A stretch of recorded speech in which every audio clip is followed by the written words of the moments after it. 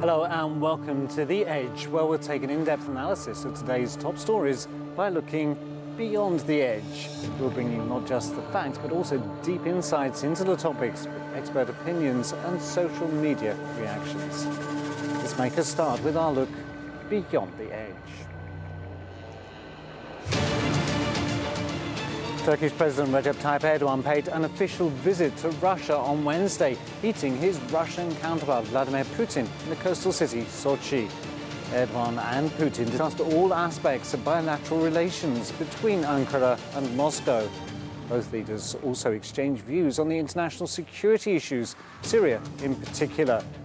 Which important aspects emerged and how important was this meeting?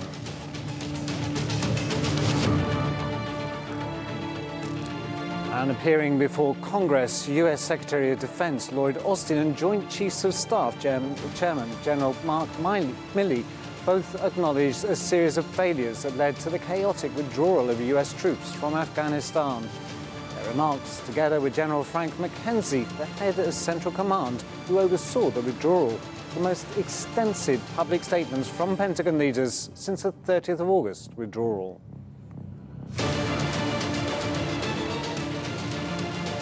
And the head of OPEC says that halting new investments in fossil fuels is wrong-headed, despite global commitments to transition to greener energy. He warns that oil demand will continue to accelerate in the coming years as economies bounce back from the COVID-19 pandemic. What effects will this announcement have on the oil markets? And these are the top three stories that we'll be taking a look at today from Beyond the Edge. Let's get started.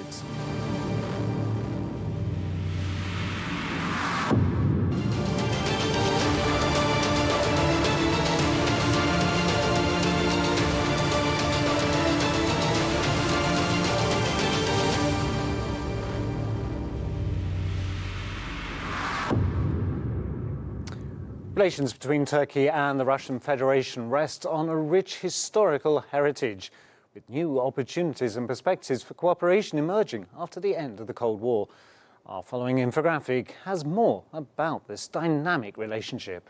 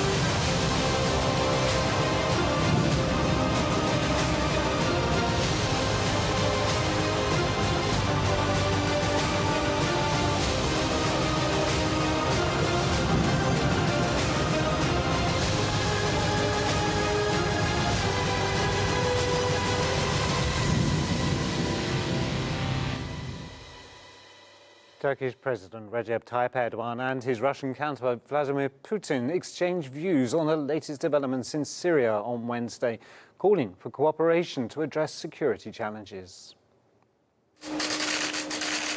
Turkish President Recep Tayyip Erdoğan paid an official visit to Russia on Wednesday.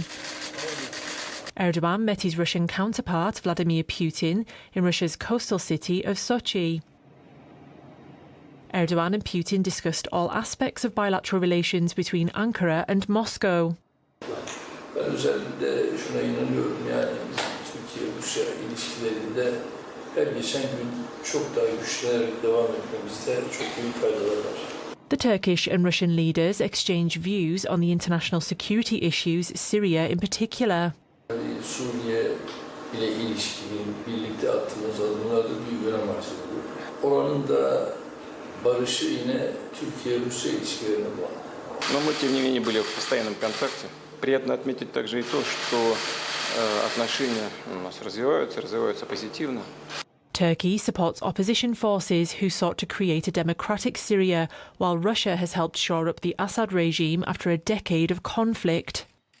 Turkey has complained about violations of a truce they agreed 18 months ago in the northwestern Idlib region. The March 2020 agreement followed weeks of fighting that brought Turkey and Russia close to conflict and displaced nearly 1 million people. I'm joined live from Ankara in Turkey by Ivan Starodubtsev, who's a Russian expert.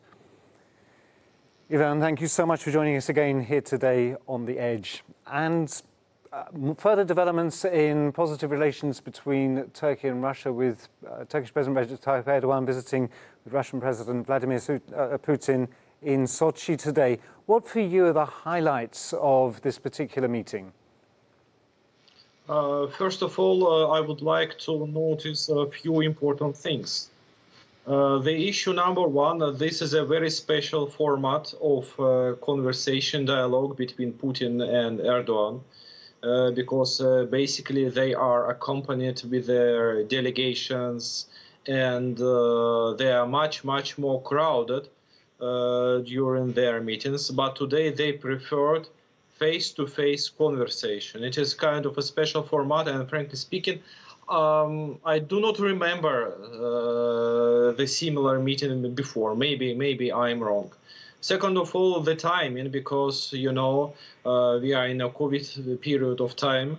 So, for example, the Russian president do not accept easily visitors and guests. So it means that it was a special meeting in terms that the both parties feel need to meet and feel need to take some decisions. Yes, today we did not hear any official announcement after the meeting, but before the meeting, they had a conversation in front of the cameras. And what I saw there, they're trying somehow to relax the public. They just listed the many areas of Russian-Turkish cooperation and tried to show, yes, we are on the solid ground of cooperations in terms of economics, in terms of humanitarian ties, in terms of strategic projects. So be relaxed. We are here to agree on something. So they send such a message. In spite of the absence of announcement, I believe that, first of all, we will hear tonight the announcement by Mr. Erdogan. And second of all, we will see, I believe, the certain steps in the coming days showing what the agreement was. Because both presidents, Russian president and Turkish president, they are not the people just to come to meet, to speak without any practical result. They are very much practical-oriented leaders. Mm-hmm. They take a very pragmatic approach, both of them.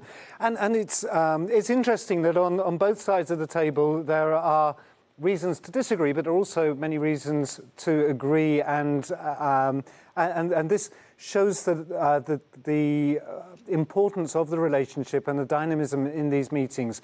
So why do you think it was, taking up your first point, why do you think, particularly with President Erdogan, did Vladimir Putin want to have a face-to-face? I believe that, first of all, they are most often leaders who see each other. You know, they are in a period of time before COVID. They saw each other several times per year. They did not see each other for 1.5 years. The dynamics in Syria looks like requires their direct involvement in the process, in some decisions. So I believe, of course, that the major point was Idlib, but not limited with that, because you know, the fact that Americans they left Afghanistan may open another cooperation, another dialogue page between Russia and Turkey. There are many other areas to speak about.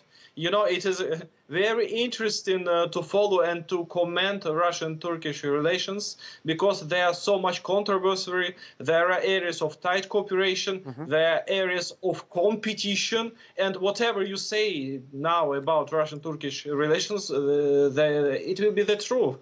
And if we look up towards Afghanistan, maybe not quite so far, Nagorno-Karabakh was one of the issues that I believe would have come up today. And in that situation as well, there's similarities and differences, and yet the two countries working very strongly together and supporting each other through that.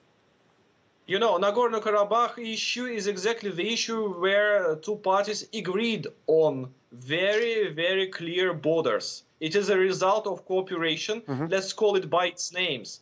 It's a result of cooperation between Russia and Turkey. And it could not happen without Russian and Turkish cooperation there. So I believe we see the same and the same picture in many, many other regions of the world, including Syria, for example. Nothing could happen there without Russian-Turkish cooperation, without Astana format. And we see, you know, it is very interesting. This is it is a very long game. It's like a chess. It's like a poker. Both parties are playing with each other, proposing some alternatives. Very, very big enjoyment to comment Russian-Turkish relations nowadays.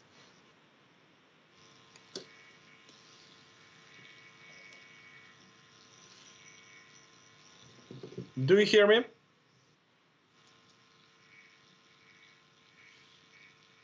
So, Ivan, the other side of that coin is, of course, we have to talk about Idlib and the tensions in Idlib. Do you think that some solution, some return to the Astana Agreement terms that were agreed previously, has the current tense situation, will that be seen through today, do you think? There are, what about Idlib? There are headaches for Russian side, there are headaches for Turkish side.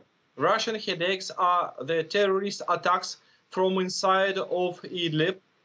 And the issue is that up to now, the terrorism in Idlib was not stopped somehow.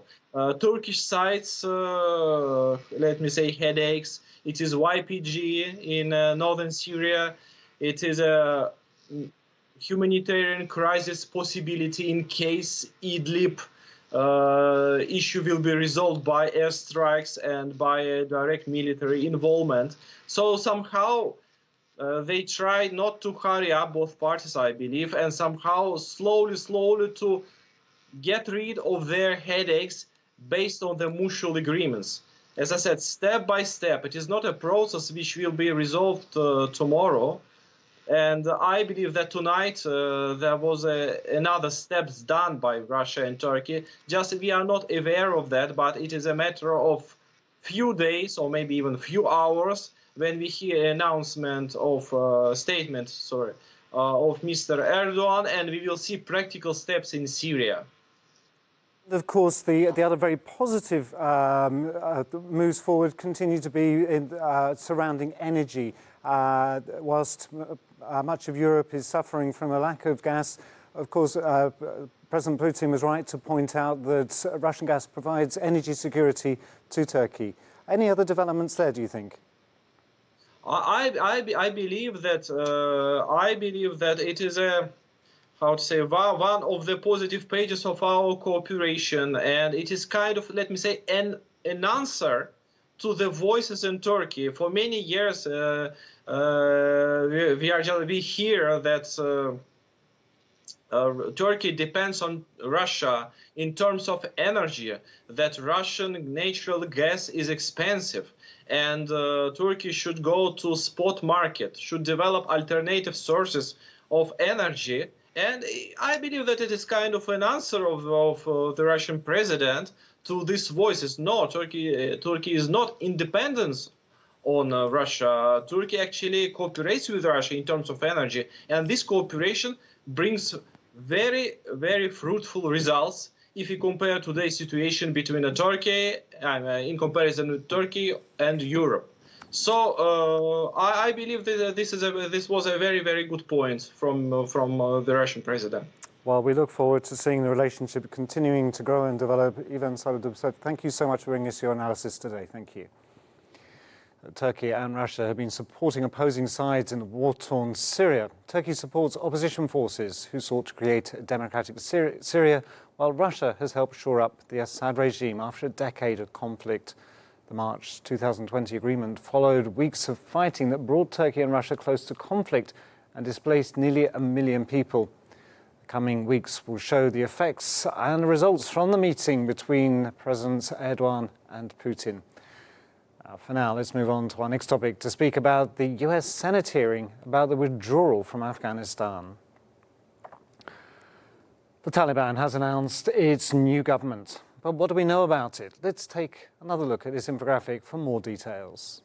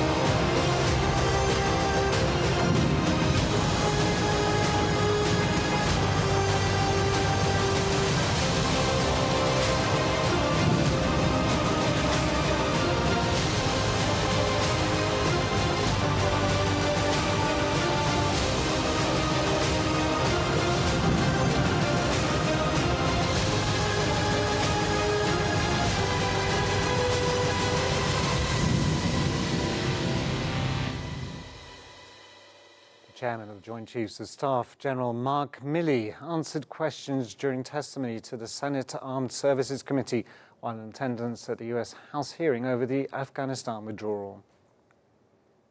We didn't take in the cultural aspect. The chairman of the Joint Chiefs of Staff, General Mark Milley, said on Tuesday that the US missed warning signs about the coming failure of leadership and will in its Afghan allies that ultimately led to their collapse and the Taliban takeover on the 15th of August. I think that he may be in the UAE. Milley made the remarks in a testimony to the Senate Armed Services Committee, where he and US Secretary of Defense Lloyd Austin were questioned by Republicans and Democrats about the chaotic aftermath of the US withdrawal. I think the key, Senator, that we missed, frankly, we had some indicators, but we didn't have the full, wholesome assessment of leadership, morale, and will. There were some units, and I don't want to say negative things about these guys. There's 60, 70,000 of the Afghan service that were killed in action over the last 20 years. And many units did fight at the very end. But the vast majority put their weapons down and melted away in a very, very short period of time. I think that has to do with will, leadership, and I think we still need to try to figure out exactly why that was. Milley refused to be drawn on whether Biden had lied when pressed by Republican Senator Dan Sullivan. Biden's approval ratings have been badly damaged by last month's spectacular collapse of the two-decade-old war effort, marked by painful images of Afghans clinging desperately to a US military plane as they tried to escape Taliban rule. McKenzie and Milley both testified that they had believed it would have been best to keep a minimum of 2,500 troops in the country. However, in an August interview, Biden denied his commanders had recommended keeping 2,500 troops in Afghanistan. Milley, the top US military officer, noted military warnings since late 2020 that an accelerated unconditional withdrawal could precipitate the collapse of the Afghan military and government. And now joined live from New York in the United States by Chris Haynes, who's Associate Professor of Political Science at the University of New Haven. Chris, thank you so much for joining us here again today on The Edge.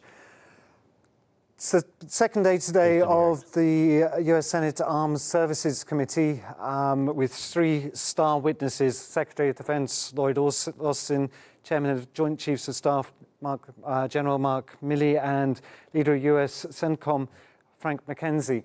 What is your take on the hearings so far? Yeah, thank you for having me again.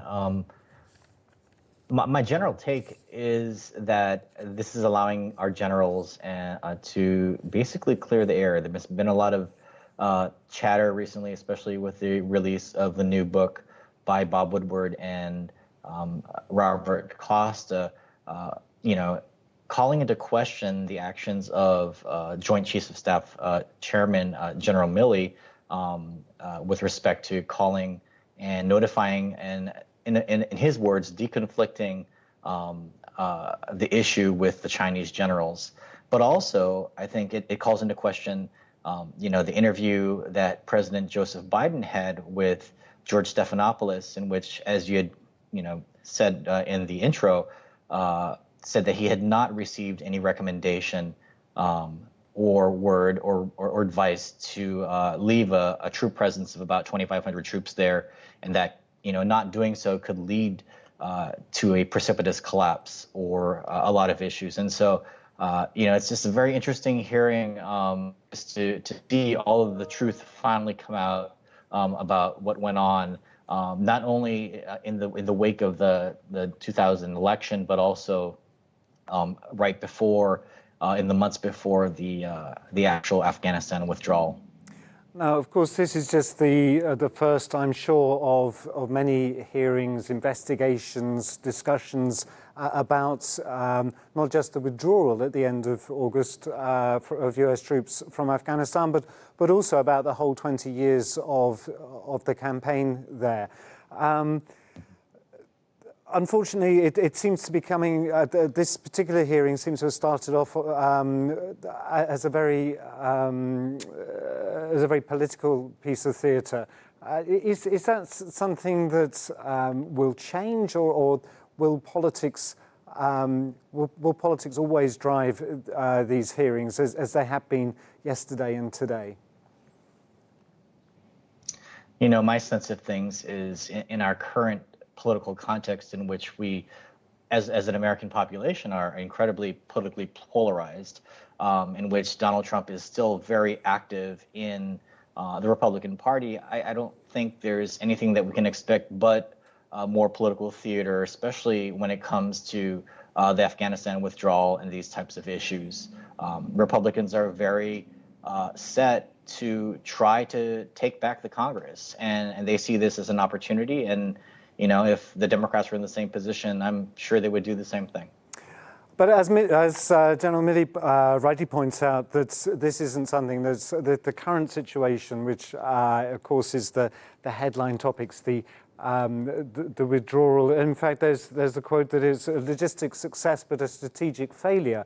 That this isn't just the responsibility perhaps of the current president, but it's something that's accumulated. In fact, those are his words. It's a cumulative effect of 20 years of mismanagement, and that involves a total, I think, of 4 presidents. So, in a sense, it's impossible for the politicians to maintain a consistent political bias, as both sides of the House are supposedly at fault.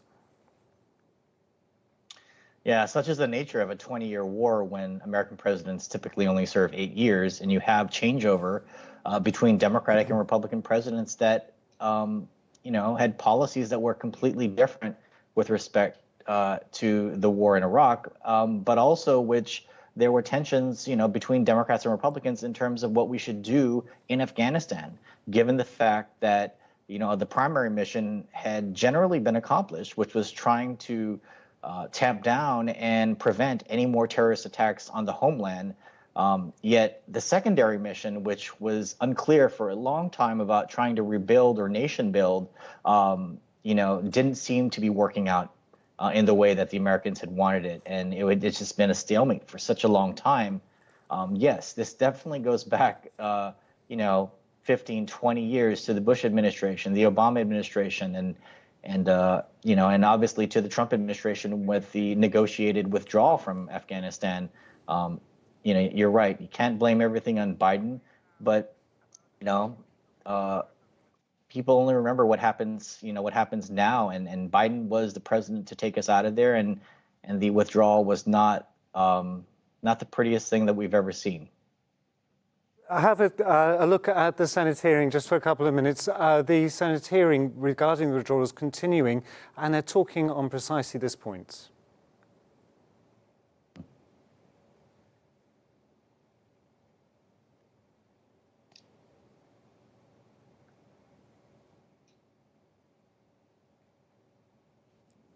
at the disastrous withdrawal and the abandonment of our Afghan allies and even American citizens. I, too, am deeply outraged and have been equally stunned by the lack of leadership shown by President Biden throughout all of this. The American people deserve to have a full accounting of the president's decision-making processes and what ultimately led to the disastrous outcome. Gentlemen, this is not about whether or not we should have left or not. This is about how we left. We may not get all the answers, but the public deserves, in today's hearing, to know the facts surrounding this. My first question, two-part, regarding Bagram Air Base. During the Senate testimony yesterday, General Austin, you said the choice to abandon Bagram was made carefully based on the mission to protect the embassy. What aspect of security at HKIA made it more secure than Bagram? And following that, you mentioned in your opening statement Bagram had little strategic value. If you could elaborate on both of those, please.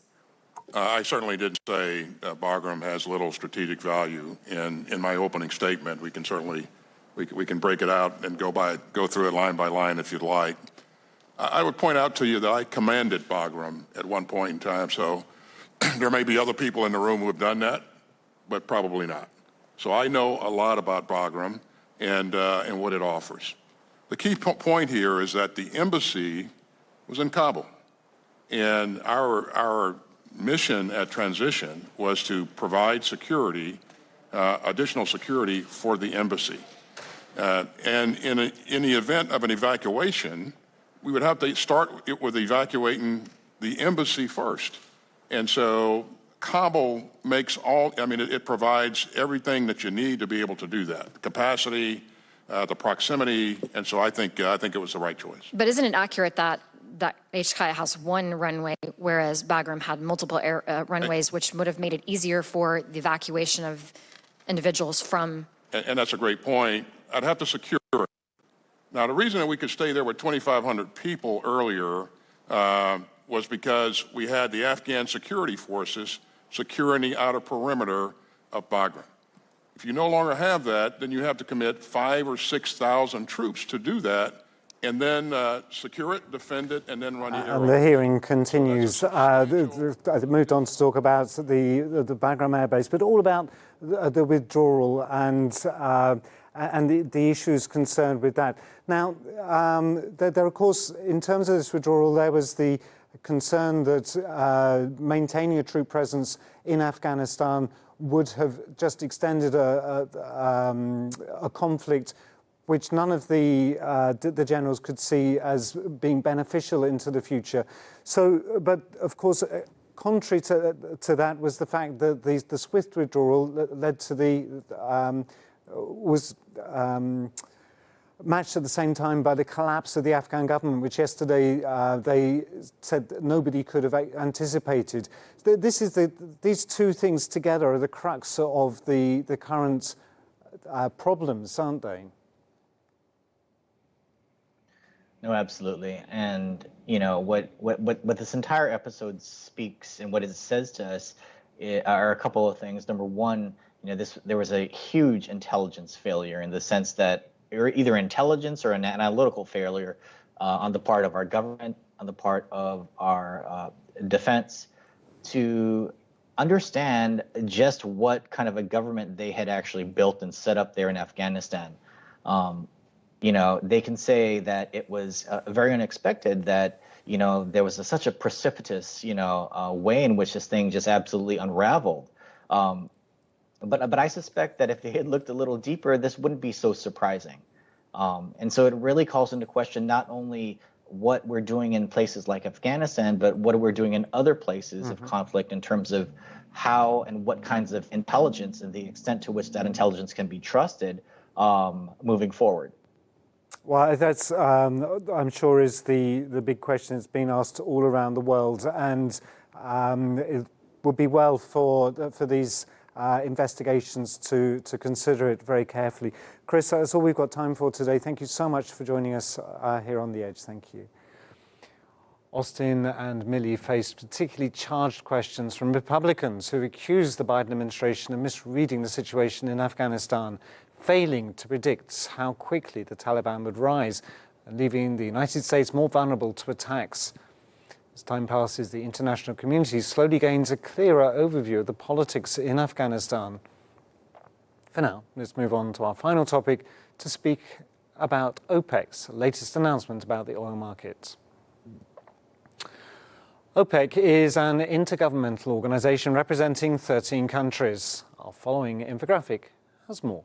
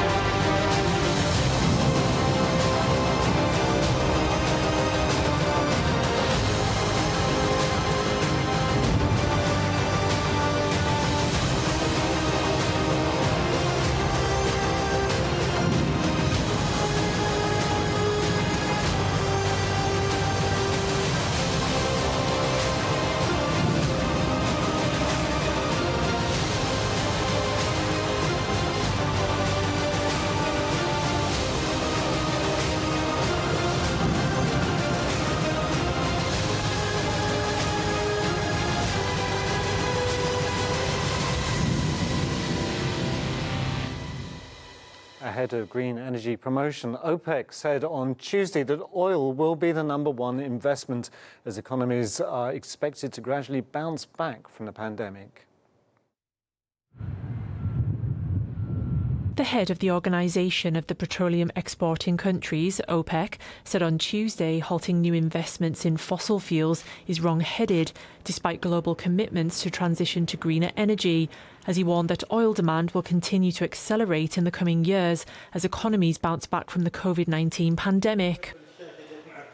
OPEC sees oil demand returning to pre-pandemic levels next year and continuing to surge by 1.7 million barrels per day in 2023. Presenting the cartel's annual World Oil Outlook at OPEC headquarters in Vienna, Secretary-General Mohammed Barkindo warned that funds are critical to keeping up with surging demand. This year's oil outflow shows that investments of $11.8 trillion will be required between now and 2045 in the upstream, midstream and downstream sectors. He said oil will retain its #1 position in the global energy mix, providing 28% of global energy needs by 2045. I'm joined live from Washington, D.C. in the US by Ralph Mammadov, who's energy scholar at the Middle East Institute. Ralph, thank you so much for joining us here today on The Edge. Now, OPEC's latest World Oil Outlook warns that the failure to keep investing in fossil fuels could risk geopolitical instability. Is this OPEC just looking at its own interests, or is this for real? OPEC has always been subjective, naturally, because it's an organization built on that notion that the oil is key to the world economy, and the OPEC and OPEC Plus, which is the format that we're seeing it now, is critical to balance the oil prices. There's a subjective, there's a biased element in the statement, but there's also actual objective element in it as well. The oil is expected to remain key for the world economy. The renewables, the transition is expected to take, but the challenge is that it's very difficult to determine the pace of this transition. So, short answer: yes, there is a biased or subjective approach, but there is an element of truth in what they're saying. I was reading up about this issue for today. It struck me that when we think about oil, most of us think about oil for transportation, but of course, oil isn't just about what we put in our cars. It's about the power networks. It's about aviation, but it's also about creation of plastics and other petrochemicals. So renewable energy don't replace the need for production with oil. And this, I imagine, must play into the equation of what the importance they're giving to oil. Yeah, that's a great point. Actually, there's like this cognitive dissonance or that oil has in our tanks. The vehicle transport.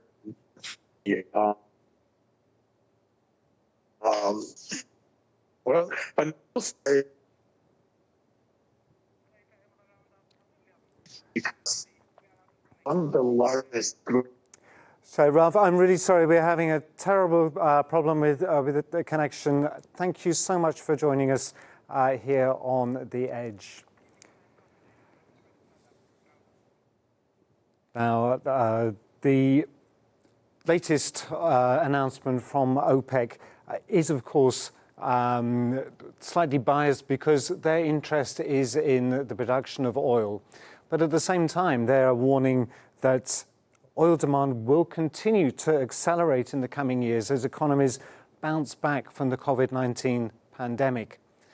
In order to move to renewables and alternatives for oil, much investment needs to be done around the world, not just in developed countries, but also particularly in the underdeveloped countries.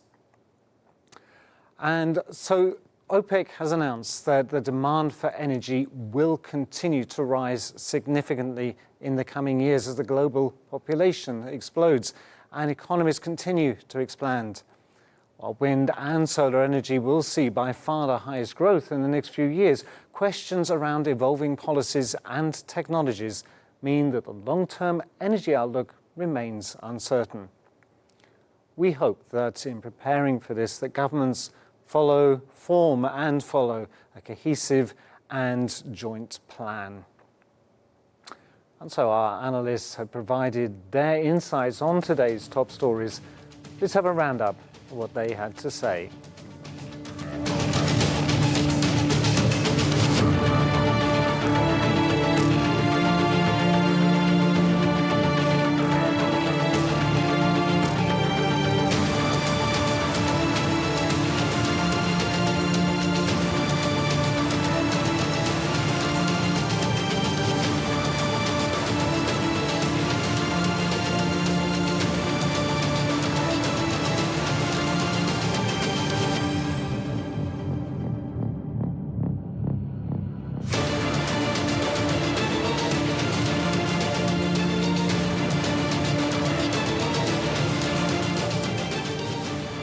Now, before closing our programme, let's take a look at social media to hear your voices and reactions on today's top story shared with the hashtag Afghanistan.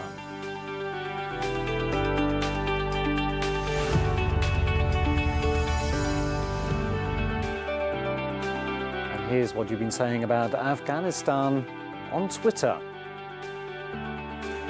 Nathan Shear says, outrageous. Biden State Department refuses entry of private rescue flight of 28 Americans and 83 green card members from Afghanistan. Weston Barnes says, the $3 trillion spent on the bogus forever wars in Iraq and Afghanistan could have wiped out poverty in the United States, provided free education and healthcare for everyone, and solved the climate crisis. Instead, we choose greed and continue to kill for fossil fuel.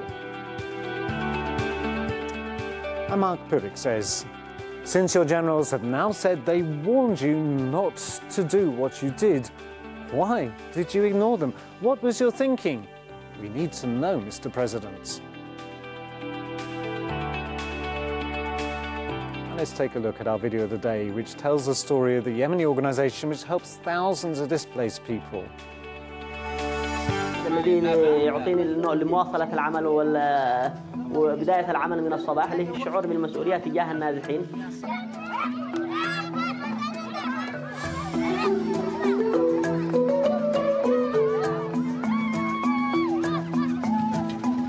مرحبا، اسمي أمين حسين جوخان. أنا من المؤسسين الذي قمت بتأسيس برفقة كثير من الزملاء لجيل البناء.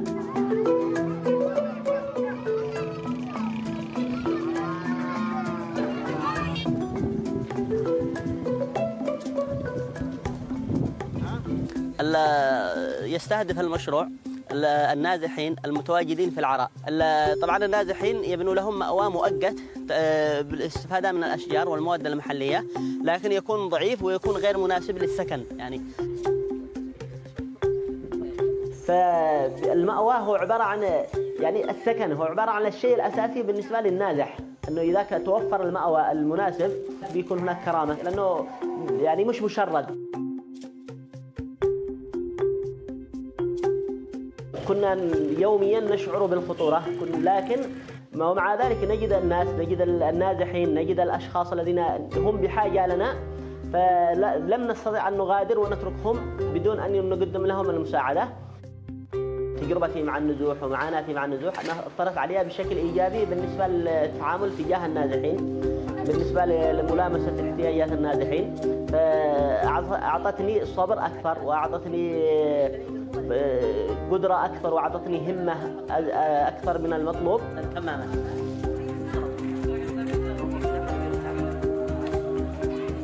أتمنى أن يأتي اليوم الذي أحس فيه إنه المجتمع اليمني قادر إنه يعني مش بحاجة للمساعدة، كل الأشخاص معتمدين على أنفسهم.